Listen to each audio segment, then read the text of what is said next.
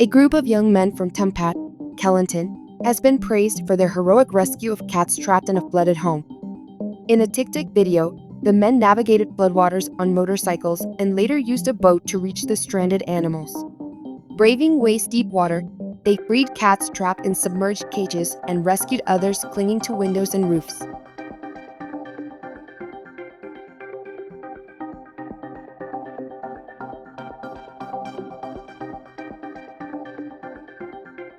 Despite the challenging conditions, all the cats survived. The homeowner, a firefighter aiding flood victims, couldn't return, prompting his cousin and friends to act. The video, which has over 500,000 views, has moved many, with users applauding their courage and compassion.